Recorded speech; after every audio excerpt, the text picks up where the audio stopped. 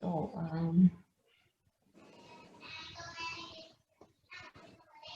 okay, so good evening, everybody, and thank you for taking out the time.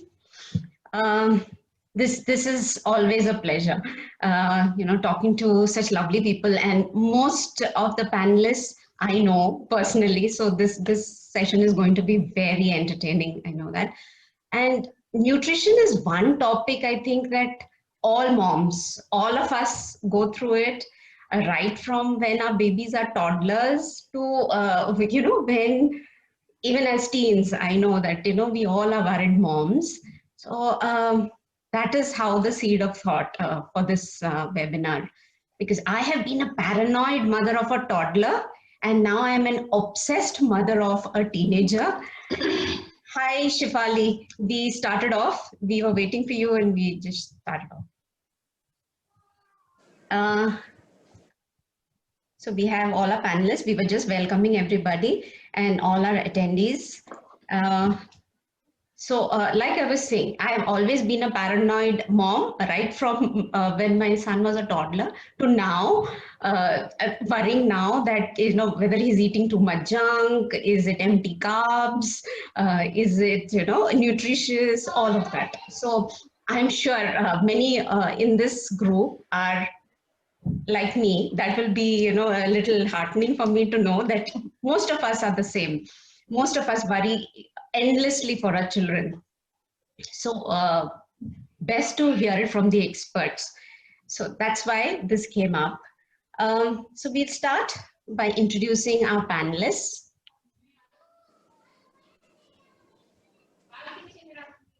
Aparna? Shall I start? Yes. So, Dr. Sumita Nagaraj, thank you for joining us today. Thank you for inviting me. She is considered to be an empathetic patient and a knowledgeable person by her patients. She's an acclaimed pediatrician and presently consulting at the Children's Care Clinic at Marthali since 2010. She has completed her MBBS in pediatrics from Sion Hospital, Mumbai. She has trained at the Hinduja Hospital with renowned intensivists. Now her special interests being respiratory diseases, neurology, and pediatric nutrition. Thank you for joining us today, Doctor. Thank you. Next on our panel is Shifali. So Shifali and I go a long way back, right from childhood, we know each other. So along with being a microbiologist and running a SRL lab, she's a franchisee owner for the last 16 years. She has certified in nutrition and wellness, nutrition and childcare, and she is an enthusiast when it comes to food. And we all know that, especially in our school group and all of that. So she is, for us, the go-to person when it comes to nutrition, food, and health. So thank you so much, Shifali, for joining us. She joins us from Mumbai today. Thank you, Shifali. Thanks for inviting me.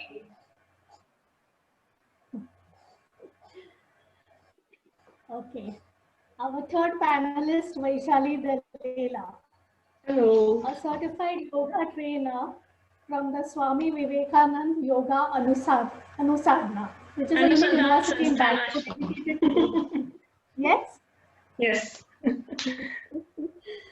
So she has also done her certification in plant-based nutrition and certification in neuro-linguistic programming.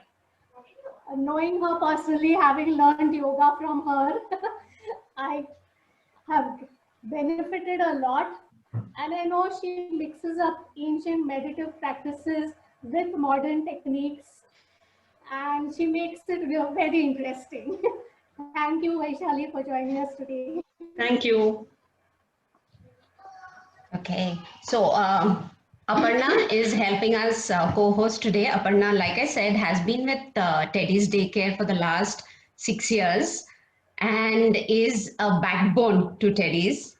Helping us in the back end is Ashna. Ashna Vinodan is a master's from Oxford University, She loves research, so that's why she's in the background. Okay, so thank you, Ashna, for helping us. Thank you. And thank you all the participants and attendees today. Hope you enjoy the session. Okay, I have something to share. There were some numbers that I just pulled up yesterday.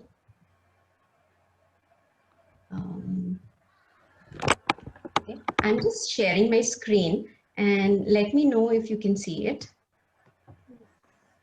Yep. So these are some startling numbers that I came across yesterday.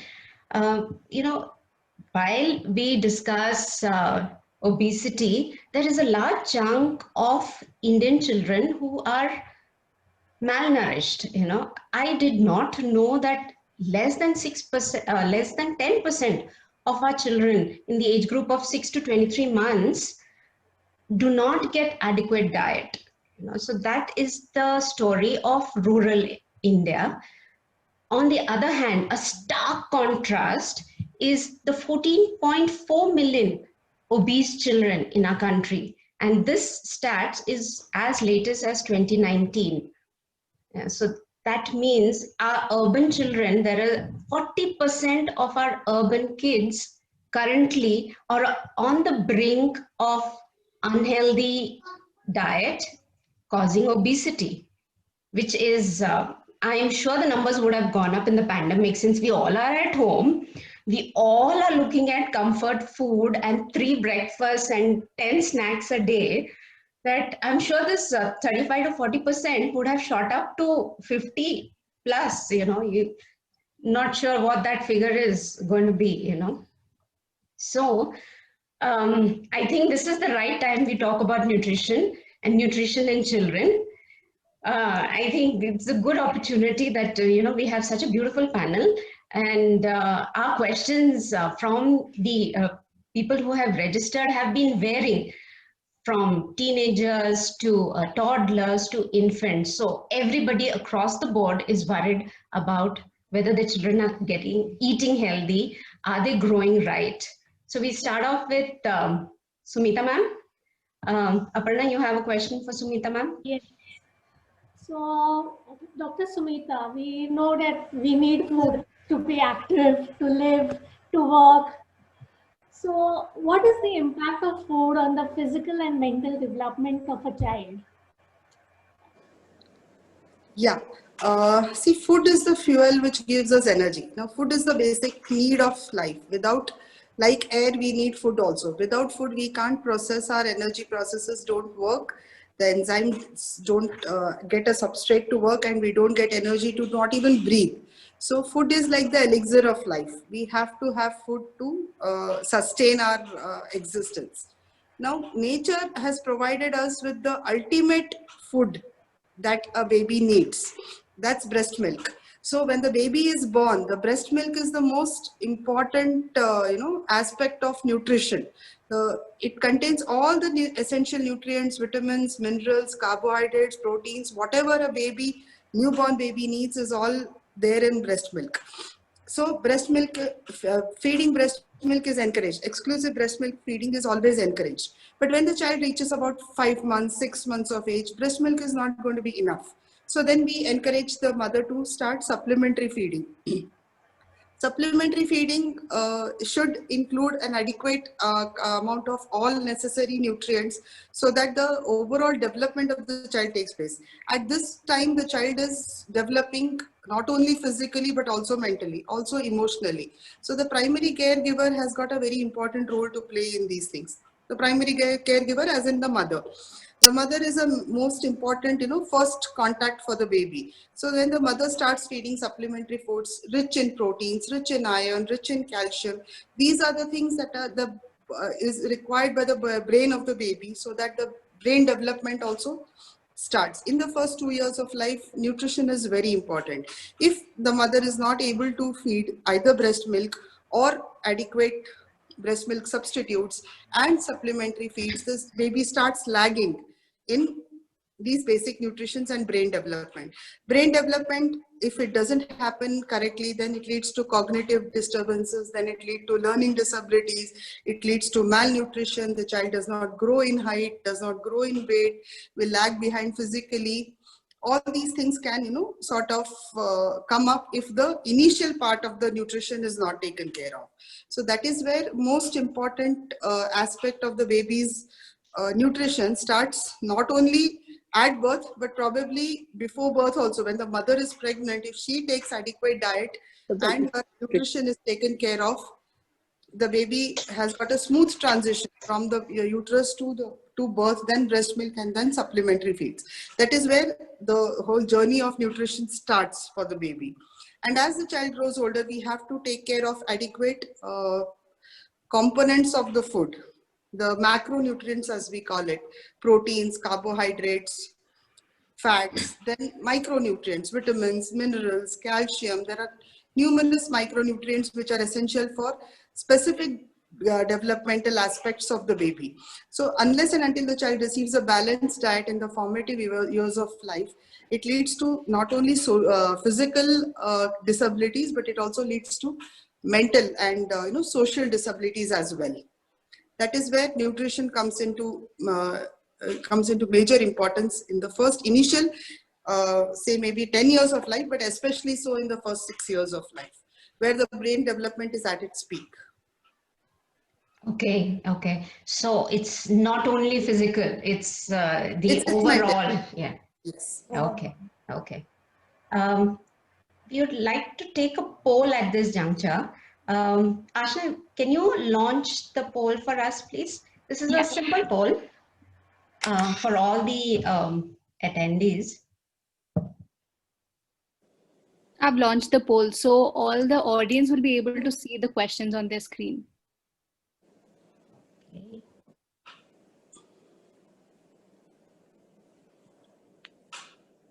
So we are supposed to click the options? Yes. I know you will get 100% marks. There is no right and wrong here. We're just seeing what the attendees think is healthy.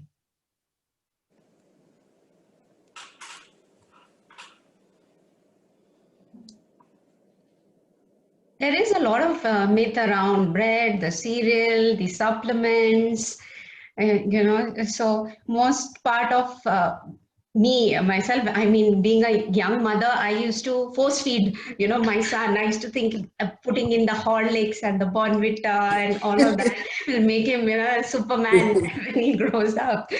So I just wanted to see what the audience has to think. We got enough percentage, Ashna? Yeah. Should I end the poll? If we are 90 plus, then yes. Okay.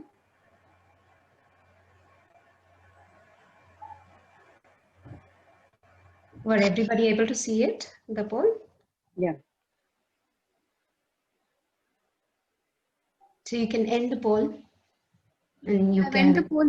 Can you see the results of the poll? Yes. Somehow I cannot see. I don't know why. Okay. So can you read it out for us? Yeah, Asha? sure. So for the first question, bread and cereal are healthy and wholesome breakfast. So most of the people, 82% have said no, and only 18% have said yes. Okay. And for the second question, if packaged juice is as nutritious as fresh juice, everyone have said no. And for the third question, health drinks like Horlicks and Bournvita are very important supplements for growing children. 82% have said no, and only 18% have said yes. Oh, okay. Okay. Okay. That's that's what happens. We have this feeling because it says natural and no sugar on a package, and as a layman, I am very content. Okay, I'm giving my child the best of whatever he requires. Okay. So the next question, Shefali, I'll be asking that to you. Okay. from our packaged food. So what is the impact of packaged food, processed food on children? See, what happens is when we talk about packaged food, it becomes a very reference to context kind of a situation. Like when I was doing a course in food adulteration, what we were told is milk, milk which we normally think that the dudwala, the milk which he brings is very healthy. But at that time in 2009, what was happening was a lot of hormones were being given to the cow. Okay. And a lot of, water addition to milk that happens. Right. So that was going on. And because we have an SRL franchisee, there were cases of brucellosis also. So brucella antibodies tests were coming positive in people, and that is a sign of a brucella infection, which is because from the cow, the milk gets infected. Okay. And then there were also incidences of this packet milk. Normally we get the milk in packets, but the milk used to leave the dairy, and by the time it reached our homes, that packet can easily be opened. Shampoo, there was this show on TV where shampoo and a lot of adulterants were mixed in that milk, and that milk was sent to the homes. Okay. So keeping that adulteration in mind, then we have this Tetra Pak milk. Okay. Tetra Pak milk has some 6 layers of packaging, Correct. which in fact makes it safe. So a Tetra Pak milk is a packaged form of milk, which is actually safer because they don't add preservatives. They use a flash pasteurization technique, and that milk, it has an expiry of say 120 days. So we then shifted from the Dudwala's milk, which we used to bring, to packet milk to Tetra Pak milk since then. Okay.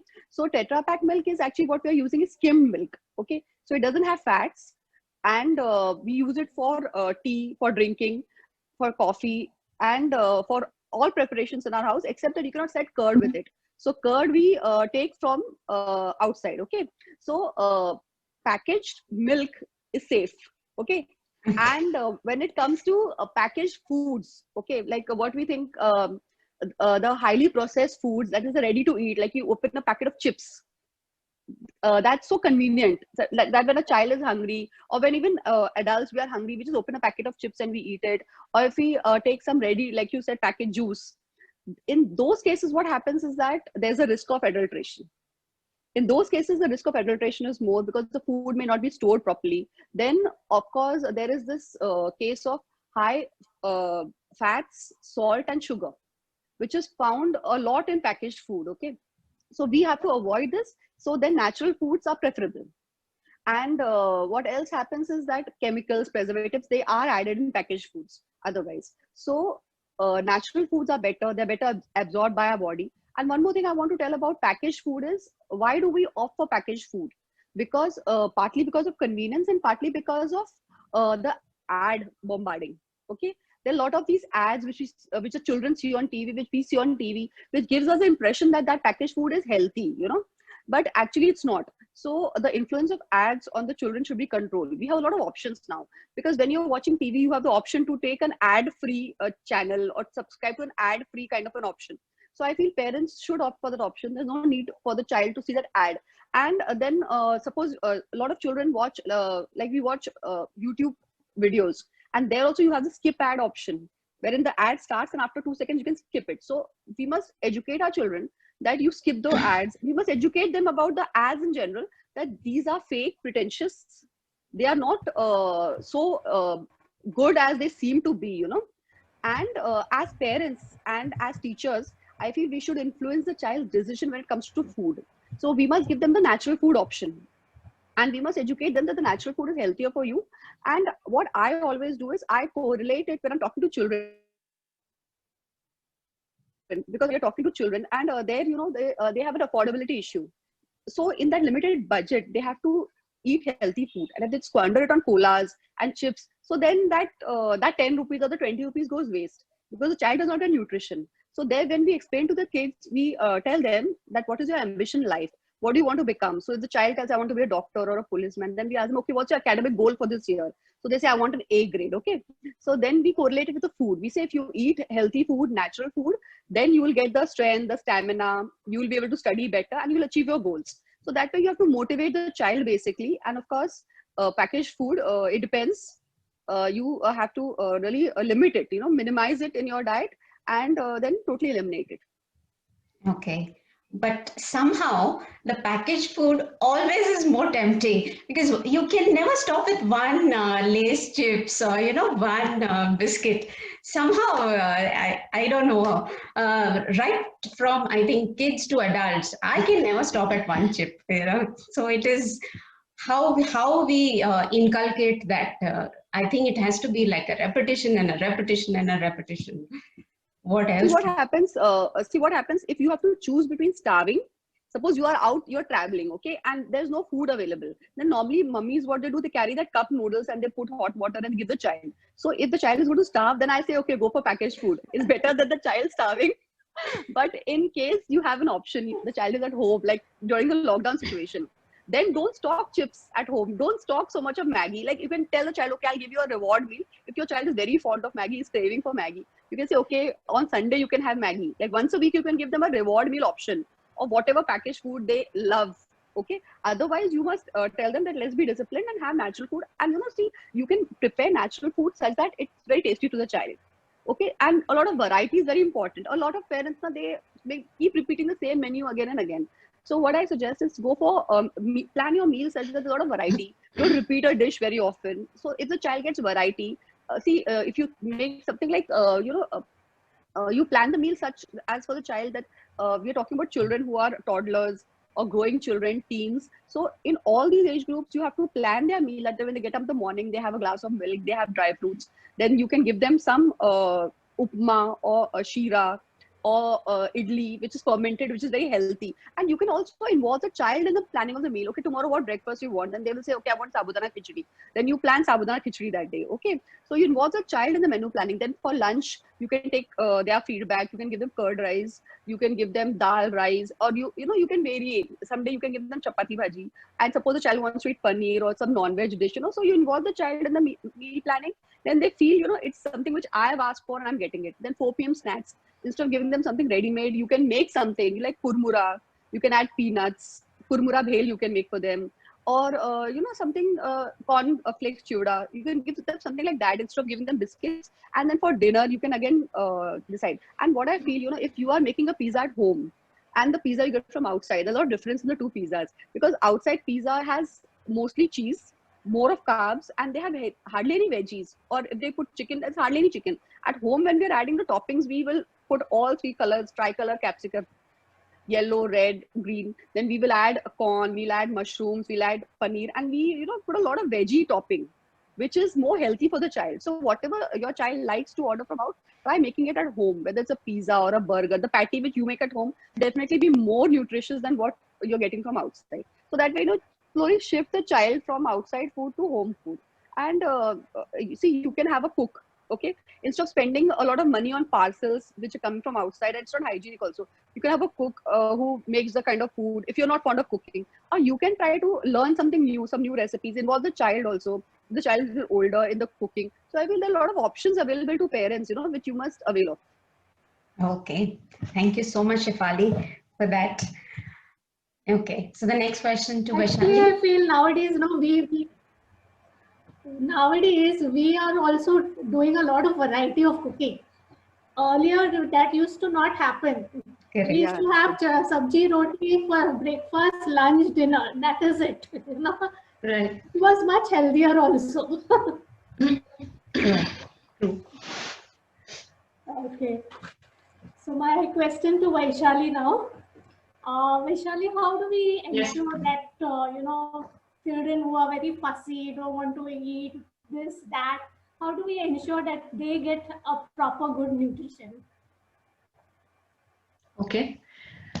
First of all, I'd like to start with a little categorization here. So there are 2 types of fussy eaters in a household. The really difficult types, tough to crack, almost impossible to change. And the second type is the relatively easy type to change. So the difficult type are called adults, and the easy ones are the kids. We still have hope for kids, and so that is a good news for our parents. So the point I'm trying to get to here is that we as parents, as adults, have somewhere failed to be role models for our kids. Somewhere it can be because of our busy lifestyles, erratic schedules, our own eating patterns, our own likes and dislikes, the way we react to new foods. Kids observe all that and they inculcate the same habits. So somewhere I feel that as adults, rather than calling our kids fussy eaters, we should first try somewhere and fix ourselves, and the kids are bound to follow you in the long run. So the key word here is consistency. We all get into fad diets kind of thing. Okay, we will eat healthy for 2 months, and then somewhere we fall off. So the consistency in our behaviors in healthy eating patterns is key. And if you do that as a parent on like a lifestyle change, kids are going to eventually follow you. They don't have money power. They don't have lot of parents just ask me, our kids goes to the mall and cries and howls. I ask them, if he howls, will you give him rat poison? You won't give him rat poison because he's howling. So how are you buying him whatever he wants? So somewhere you have to be firm. You have to be able to say no. Somewhere because we're not able to spend time with the kid, quality time. So we end up, compensating by buying him whatever. So we have to educate, and we ourselves have to be a little consistent in our own eating behaviors. Then two challenges that I face when I talk to my clients about nutrition for kids. Two things that challenges that they face. One, most parents want a quick fix kind of a thing. They always tell us something which will work like this. There is no quick fix for good health. Just like good academics, you have to work hard for good grades. Your child, if he asks you, I want good grades, give me a shortcut. No shortcut. You have to study. You have to do hard work. Same way for your good health. If you want good health in your family, with your age seniors, with your kids, you have to put some effort into it. So I'm not saying that you become a mystic for the rest of your life and just stay on fruits and vegetables. But what we do for most amount of time is what matters. Okay, we can have our pizza parties, burger parties. We can have that one bag of chips sometimes. But what we are doing 80% of the time, or say 70% of the time, is where your health is going to land ultimately. So that is one. Second challenge that parents come to me with is there's so much of information on internet. We are confused. We want to be healthy. We want to have good habits in our family, but we don't know. Oats is healthy, cereals are healthy, this is not healthy. And one day there will be one research and the other there will be different research altogether.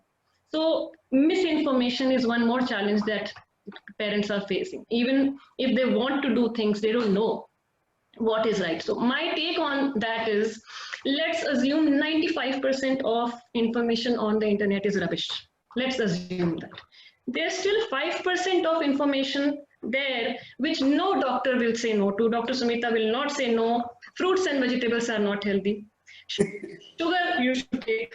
Salt more you should take. That piece of 5% piece of information which is there on the internet, nobody will refute. No website will say no.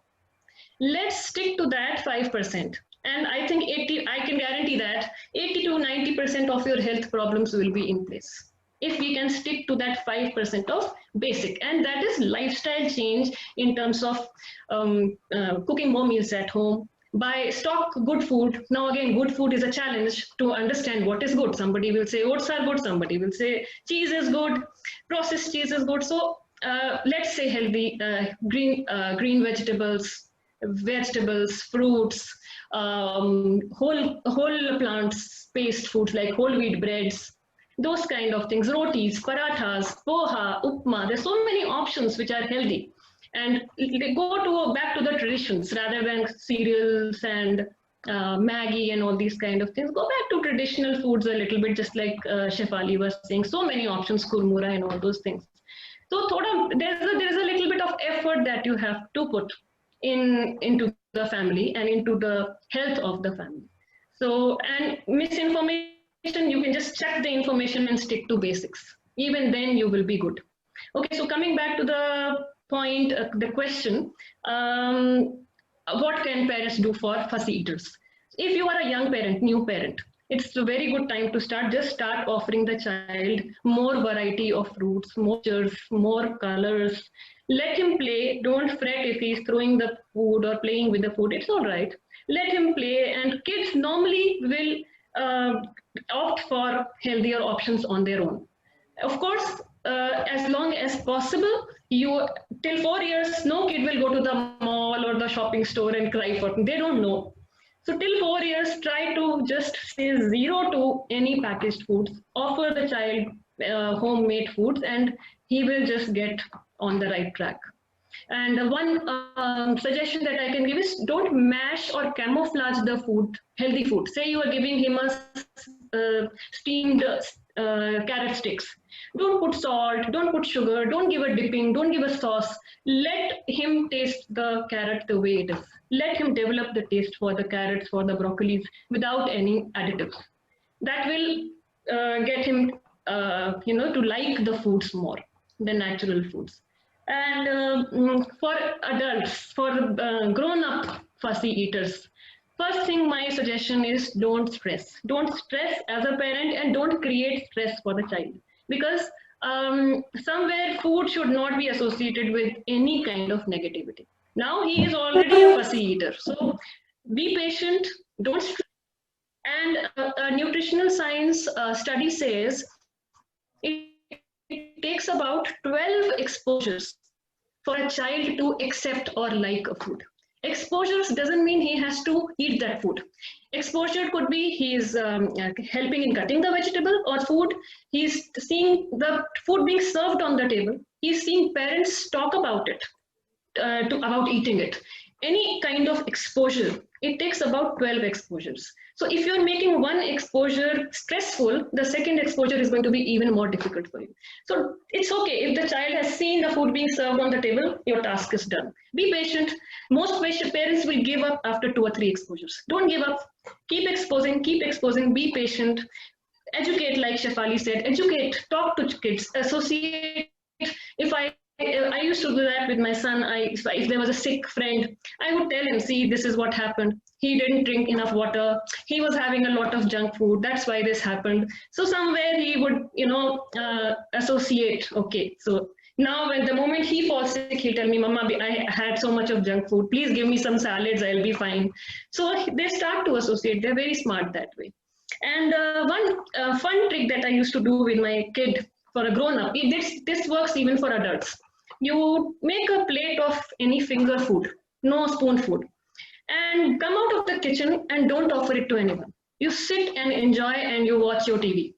Your plate will disappear in a few days. So the kid, whether it's a kid or an adult, they are bound to come and polish your plate sooner or later. So that is one thing that has mostly worked for most parents, and it's quite fun to watch how a kid will come, and just because you're not offering, they want to taste. Mama must be having something really nice. That's why she's not offering. So it's something, it's fun, and every kid is different. Every situation is different. Sometimes bribery works, sometimes reward works. We have to keep working on it. Yep. Okay. So thank you so much for that insight. I remember as we were 3 siblings growing up. Our mom never made for us special khana or, whatever was served on the table. You want to eat, you have to eat. We were 5 of us, and we quietly ate our food and we went. No pasta, no Maggie, no nothing. I mean, we all have grown up in that environment where food was cooked for everybody, and we all ate that, and going out, eating out, uncalled for. I mean, I don't remember. It used to be like a grand celebration if we went out to eat.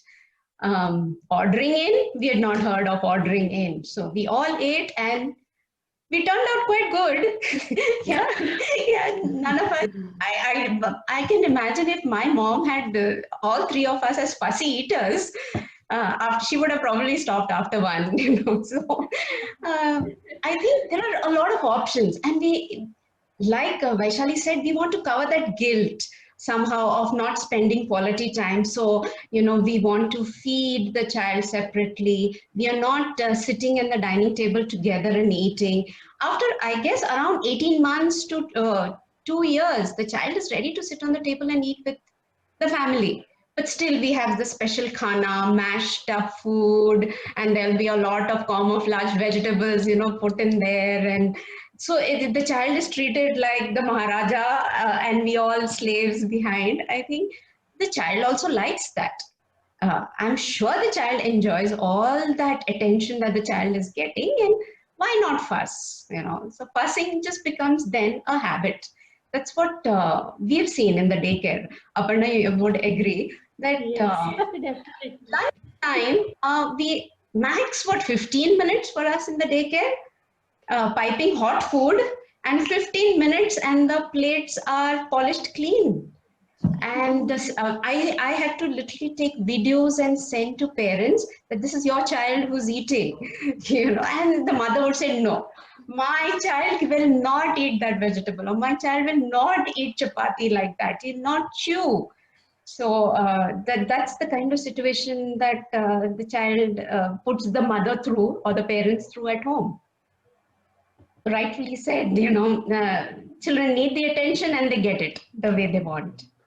Okay, So I know that. of parents who are fussy rather than the child being fussy. Once we realize that the child realizes he's getting the attention, he will always want it. Sure. Who doesn't? Who doesn't like the attention? So Vaishali has to log out early, so because she has her online classes going on. So Aparna, the next round of questions. Yes, sir. So Vaishali, what kind of food would help build up the immunity and stamina in children and adults? Especially during these times. We want, like, I know there is no quick fix, but we want a quick, one meal, and we are all fit to fit. I have a list of foods that I believe in, but I will still reiterate that foundation has to be set. You cannot have add-ons and the foundation is not there.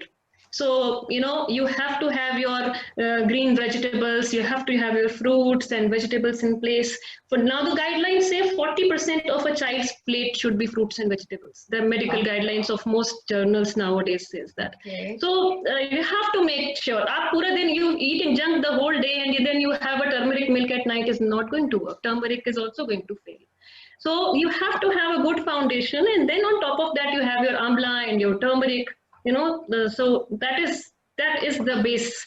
But I still have a few things, and Google is full of turmeric and pepper and whatnot. So information is all there. But just a few things which the child will like.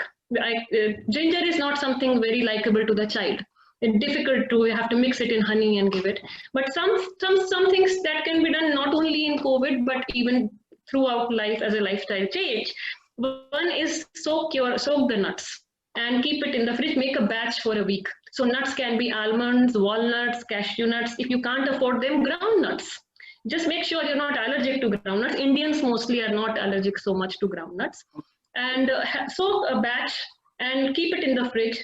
And first thing in the morning, you can just take out a handful, wash them, and just feed to the kids. No need to peel. Peels are good. Just give a handful to the kids. So it's like a vitamin and mineral powerhouse, and they will be good to go. Even if some kids in the morning don't feel like having milk. Milk is not the best of things. People who know me, I always tell them milk is not very good. Not the first thing in the day. Have something light which is more nourishing. And then the second thing, most kids like citrus juices. Orange juices, pomegranate, apple, maybe watermelon. So make sure a cup of citrus juice, especially with the COVID going on. So 1 cup of citrus juice, you might want to dilute it because the enamels are soft, so you can just dilute the juice. Slowly start adding 4 or 5 any green leaves.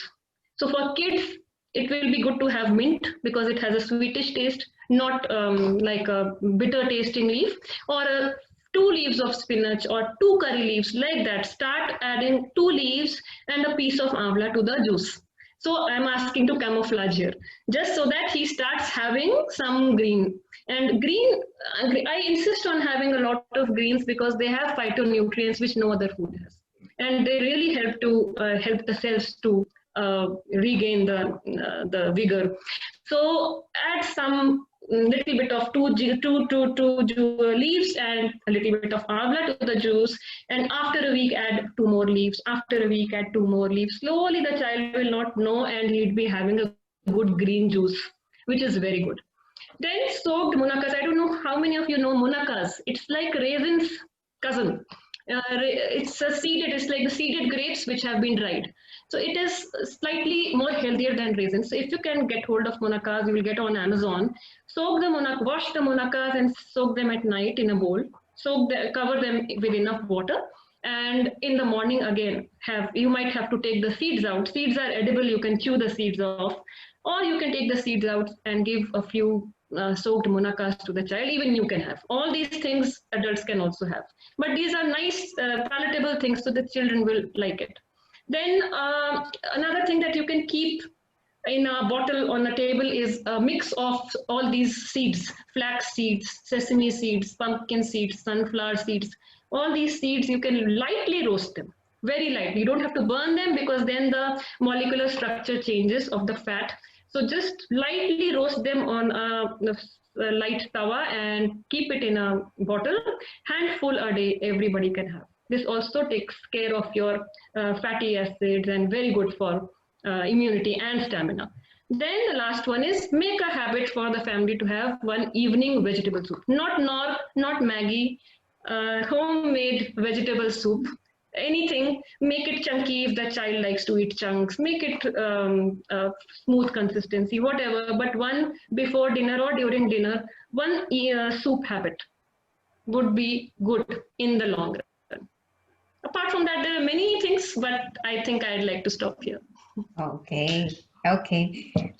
Thanks for that. And Vaishali, anytime you feel that you want to log out, please go ahead. We will continue. And thank you so much for joining. Yeah. Okay. So the next question is for. Thank you so much. Thank you. Thanks. Shefali, same question. What foods do you think we can take, to build stamina, immunity? See, basically, when it comes to a child, in a child's diet, or anybody's diet, basically, carbs form 60% of the diet, 20% is proteins, and 10 to 20% is fats. So a balanced diet is the best thing for immunity. So when you are planning, like I said, when you plan the meal for a child, then for stamina, see, basically carbohydrates, they are the ready-made source for energy, and fats.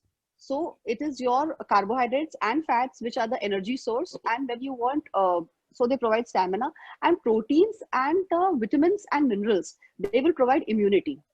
Okay. So you must have all these in your diet. So when we translate it into foods, what we can offer to a child is you start the day with dry fruits, like Vaishali said. Then you can give them a healthy breakfast. And when you're giving them healthy breakfast, then breakfast can be, what is rava? Rava is a little finer form of wheat. Then you have dalia. Dalia is broken wheat. Or you can have poha, which is like flattened rice flakes. So that will take care of the carb and a lot of, and you can add veggies. Like when you're making upma, when you're making poha, you add veggies to them. And then once you have given the child, and see, I advocate milk for the child, because milk is a wholesome food. So it takes care of a lot of requirements, and builds up immunity and stamina both. Takes care of calcium requirement, protein requirement, and vitamin D, basically, which is because the kids are indoors most of the time. So they need that vitamin D coming from milk and milk products. Milk products where you can give the child chas or dahi with lunch and with dinner also. And then what happens is, when you have given the child breakfast, between breakfast and lunch, you can plan a fruit time where you can have 4 to 5 different kinds of fruits. You can cut the fruits and give it to the child in a bowl. And you can add a little bit of honey, if you wish, or some children like it with, or adults also like it with a little bit of black salt, or with you can add a jaifal powder, or you can add a jeera powder, that is a cumin powder, to just make it a little more interesting. And that time when you're having the fruit time for the kid, so you can give fruits one day, the next day you can give nimbu pani, the next day you can give mosambi juice. So you are including citrus fruits, which are very good for immunity, and because that's available, seasonal fruits. See, whenever you're selecting fruits or vegetables, go as per the season. What's available in the season, you go with that. Then in the lunch also, when you have to give the child basically in a day 4 to 5 different types of fruits and 5 to 6 five different types of vegetables. So when we say vegetables, if you are making, suppose for lunch you are making a pulao, so in that you can add a cauliflower, you can add beans, green capsicum, and you can add those soya nuggets, because that will increase the protein content. And some kids they don't like that soya chunks, the big chunks. So you get those mini chunks also, which you can soak in water and you can add to the pulaus. Okay, so you can add carrots to the pulao, peas, green peas. So that what happens, the child gets that one. We call it one pot, one shot meal, which is a healthy meal actually, a pulao. Okay, so you can have a pulao 2 to 3 times a week also, because with that pulao you can give raita, and in that you can so that dahi component comes in, and you can make a beetroot raita. You can grate beetroot, and you can give it a tadka also with mustard seeds in a little bit of oil and curry leaves, and you can add it to the beetroot, and slightly you can saute the beetroot also, and you can add it to curd. Okay, so that way you can plan the meal for the child. And then 4 p.m. snacks, you can give corn salad. You can slightly saute corn, and you can add lemon juice, sauteed a little bit of butter. So the child will like that. And you can add cucumber, you can add carrots, and you can even have a steamed salad. If you sometimes what you can do is you can have you can steam beans, French beans, carrot, corn, and different colors of capsicum, yellow, red, and green capsicum, and you can steam it, and then you can saute it in butter or a little bit of olive oil, and you can give it to the child. You can add black pepper, salt, you can add oregano. Okay, so that also becomes a good evening meal. And soup, like Vaishali said, it's a great idea to have soup every day, and it's healthy. You can have tomato soup one day, next day you can have pumpkin soup, third day you can have mixed vegetables. And you can also make a clear soup where you have those pieces and then the child has. So soup is a very good habit which we can inculcate in ourselves in the child. And what happens is, like, I agree with what you said, Sindhu, that we had the same, like when we were growing up, it was the same meal for the whole family, nothing special for the child. So that practice needs to be inculcated. And like Vaishali said, as parents, we have to be role models. See, as a parent, if I am not taking care of my health, if I'm smoking, if I'm drinking, or if I'm doing drugs, what can I expect from my child, And same comes with healthy eating also. If I'm eating healthy, if at lunch, cucumber, tomatoes, radish,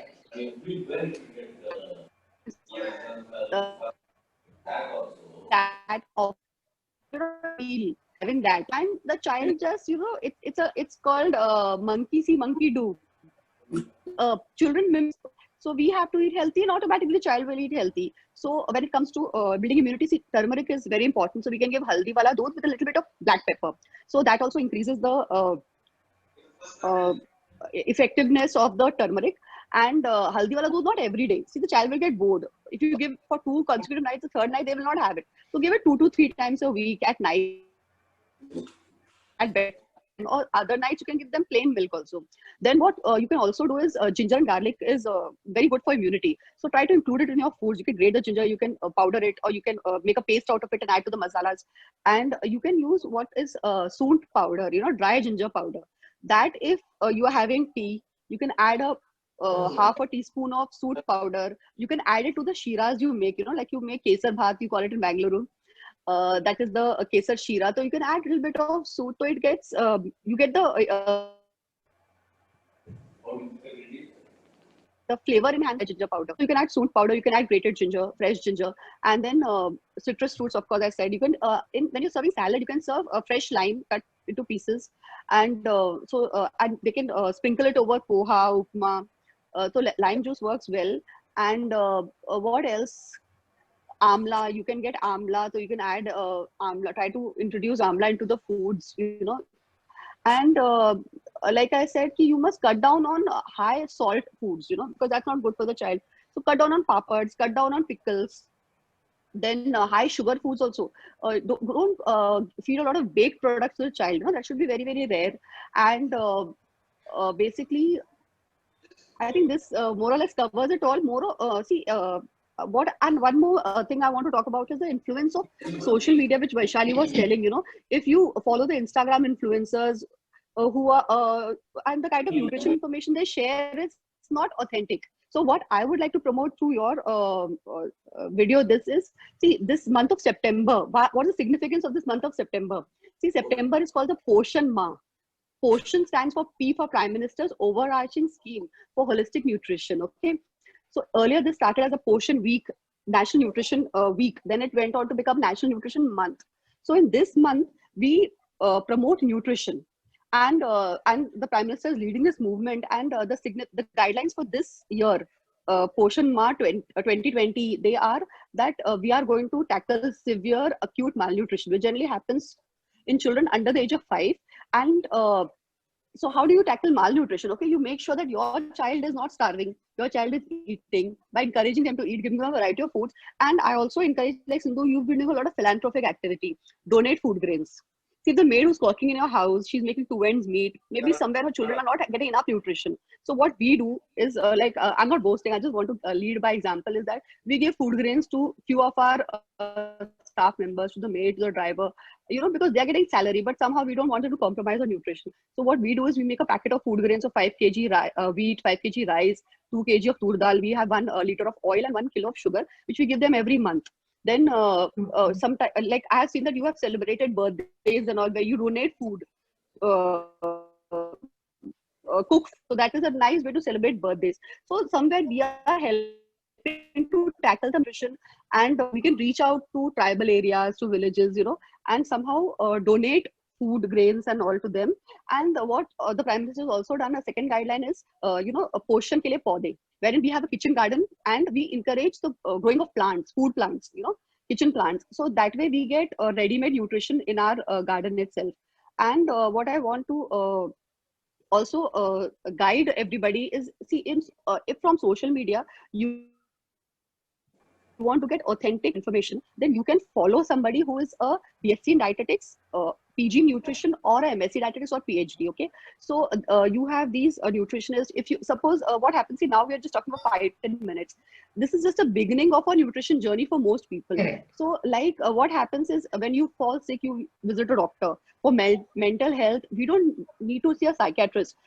Sometimes we need to see a psychologist who's an MA in psychology. So a therapist is, it used to be taboo, still is for most people, but a therapist definitely helps with mental health. Similarly, you need to consult a dietitian. Okay, so go to a qualified dietitian who's either done a BSc in dietetics or a PG in dietetics or MSc. Sometimes you have PhD nutritionists also practicing. You can book online or face-to-face once the pandemic is over, or if it's not in your area. And that 1,000 rupees or 500 rupees you pay to that person, she plans your meal. Sometimes we find planning our meals little bit cumbersome, an input from somebody. So you can do that, and you can follow these Facebook pages. Okay, there is the Facebook page of Indian Dietetic Association. There is a Facebook page, and they have their chapters. Mumbai chapter, Bengaluru chapter, Gujarat. So you follow the respective pages. They are every day they promote authentic information on nutrition. Then you have campaign against nutrition quacks and courses. So there also they give a lot of they bust a lot of myths, which are there about nutrition. So you get a daily dose of authentic nutrition information, okay? And you have a lot of their YouTube channels also. So that way you can keep tuned in to authentic information, and every day learn something new about nutrition. You can follow me also on Facebook and follow my Facebook page. We will. We definitely will. After all these insights, we definitely will want to follow you, and we want daily tips from you. Sure. Okay, that was really very insightful. Thank you so much, Shefali. Yeah. Okay. Now the question for Dr. Sumita. So Dr. Sumita, we have seen usually at the daycare that children are very, instead of saying fussy, I would say they don't want to chew on food. They keep it in their mouth, for a long time and then just swallow it. So is this a developmental issue, and how can it be taken care of? See, children learn to chew and start the urge to chew at about 6 to 9 months. So at that time, if textured foods are introduced to the child in a phased manner, it becomes easier for the child to learn to chew. Delayed exposure to solid foods does cause the refluxes to slow on, and thereby the child doesn't really learn to chew rapidly. Also, what happens is there is a lot of variation in their teething pattern. So some babies start teething a little early, some babies start teething a little, the teething the textured foods is recommended. So ideal time is by 6 to 9 months. You start encouraging the child to think. Don't start puring everything that you give to the child. Keep it a little more granular, keep it a little more textured, introduce finger foods to the child. It doesn't matter if the child, spills the food and all. By 10 to 15 months, then by 10 to 12 months, the child should be able to pick up a certain food and put it in their mouth. Make the child sit with you, along with you to, eat, so that the child sees you, how you chew the food, and then the child learns by his own instinctive these things to chew. According to the texture of the food, according to the age, the texture should gradually be increased. And the child should be encouraged to eat on his own. By about 15-18 months, the child should be able to pick up certain foods and put them in their mouth and learn to chew that. So if the introduction of textured foods is delayed, then definitely the child learns to, just suck foods, and that is how they don't chew. And because the child doesn't eat, the mothers go on continuing to puree the foods, and by the time we realize they're already 3.5 years old, and they just keep the food in their mouth and sit. They don't know how to chew. So that is how we have to train them. It's just by observing and utilizing the teething reflexes at the right time. So that is one thing that the mother should instinctively do. Also, what happens is certain children have developmental issues. In such children, the muscles of the mouth are not very, they're very stiff, they're not very loose, and they're not very active. So these children, especially children with developmental disorders, especially children with some kinds of epilepsy, some kinds of neurodevelopmental disorders like autism and all, these children have genuine difficulty in chewing because they're not able to utilize their muscles. These children require help. These children require occupational therapy. They need to be taught how to chew. Their the muscles have to be exercised in a specific manner, and there the occupational therapist is required. Otherwise, most children should be able to start chewing food by 9 to 10 months. So that is the encouragement that we need to give. Yes, if a child has delayed dentition, yes, it may be prolonged to say maybe 15-16 months, but not beyond that. Beyond that, the child should have the instinctive reflexes. The child at that age, you will see any child still start putting everything, whatever the child sees, they start putting it in their mouth. That should be encouraged. That should be given. They should be given finger foods. They should be given, small pieces of fruit or carrot sticks or something like that to start utilizing their muscles. Once they start exercising their muscles, they are automatically learning to chew. What happens is if this is not taken care of, the child just gulps food. So the mother ends up mashing everything and just ensuring the child gulps the food. This causes two-way issues. One is because we need to mash it, we tend to overcook the food, which sort of destroys the vitamins and the minerals in the food, and thereby, the nutritive value of the food comes down. And second thing is because the child the digestion begins in the mouth. When the food is chewed, saliva mixes with the food, and thereby the process of digestion starts in the mouth itself. That phase is skipped. So directly when the child swallows the food, the digestion remains incomplete. And thereby the child ends up with a lot of gastric issues, indigestion, flatulence, stomach pains, and then ultimately it starts affecting their nutrition even more. So this is one aspect that has to be taken care in a staged manner. Gradual introduction of textured foods will lead to less chewing trouble and, more acceptance of textured foods later on in life. Okay. Because we have some children who would chew, but by the time they reached 2.5 to 3 years, they just start keeping the food in the mouth. They refuse to chew, and we have to keep patting them on the cheek. And when they try to swallow, it seems like they are going to throw up everything. They're not able to put it down. They're not. What do we do? So what do we do when they're not? Again, seems like they're not able to swallow it. This probably is a function of the child not being, trained to eat on his own. Okay. Even when the child is 2 years, 3 years old, if somebody else is feeding the child doesn't really understand what is coming to his mouth, the texture, the feel of the food, and the quantity of food, he is not able to judge it. And that is when something comes into his mouth, the initial reflex is to just swallow. And when he tries to swallow the textured food and the solid food, he's not able to swallow. And that leads to gagging, and that can lead to spit ups. Okay. So ideal way for these children who refuse to chew and are just keeping the food in their mouth, the best way for them to be done is to start making them eat on their own. Okay. If they start eating on their own, they will be able to judge the quantity of the food, the texture of the food, the feel of the food in their mouth. When they put it in their mouth, the muscles automatically, reflexively start working, and then they're able to chew and then swallow the food. Oh. The food has to be of a certain consistency for the child to swallow it. Otherwise, the child is not able to swallow it. Right. So everything pureed just goes inside because it is of that right consistency that it gets this thing.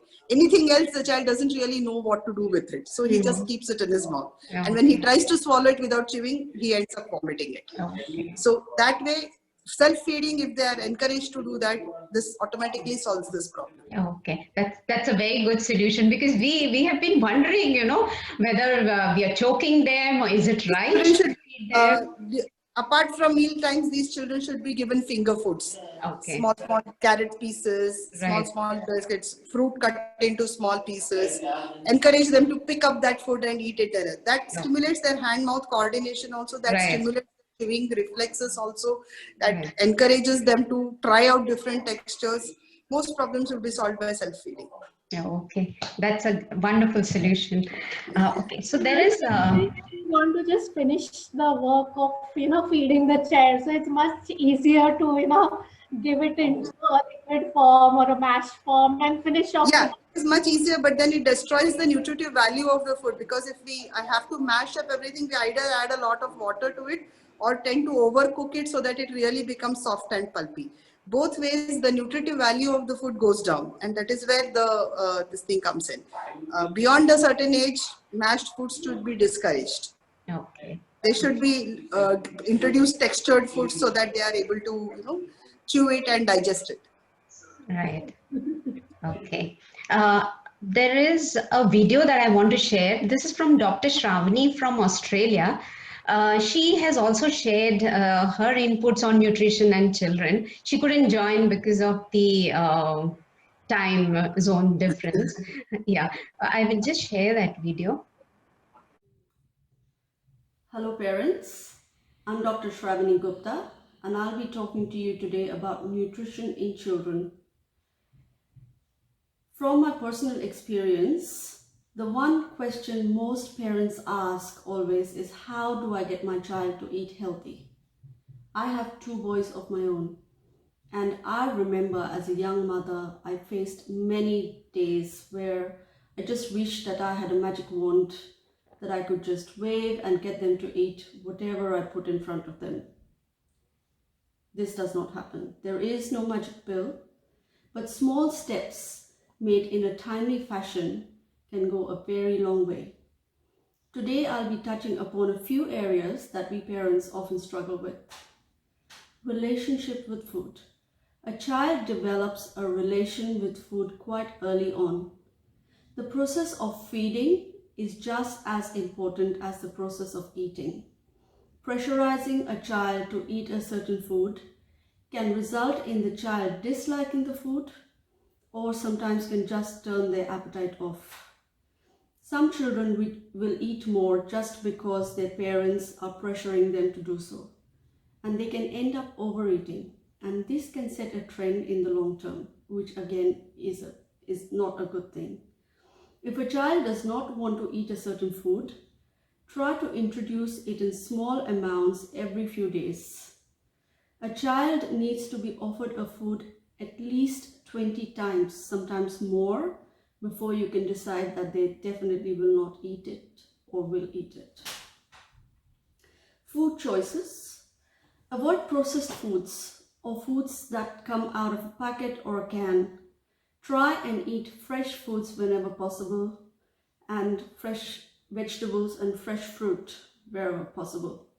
Try to avoid eating outside frequently. Children must understand that outside food is sometimes food and not food that you can eat every day or every second day. Involve them in meal preparation.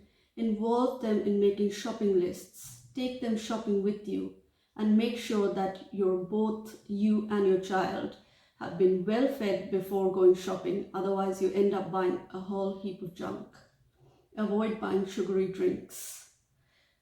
Parent education about food is very important as well and is often underestimated. We as parents need to educate ourselves about food proportions and food portions.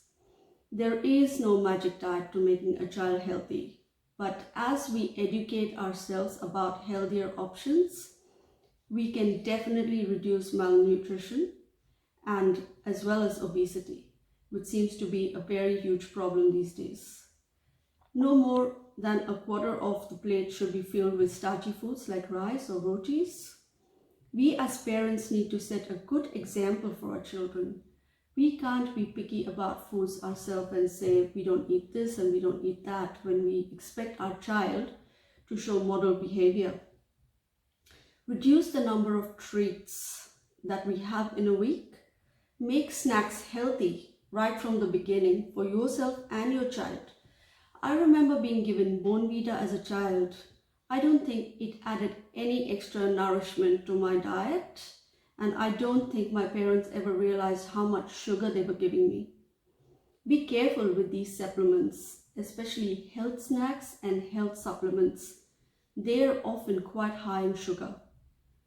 Be careful about foods that shout low fat, gluten-free, healthy.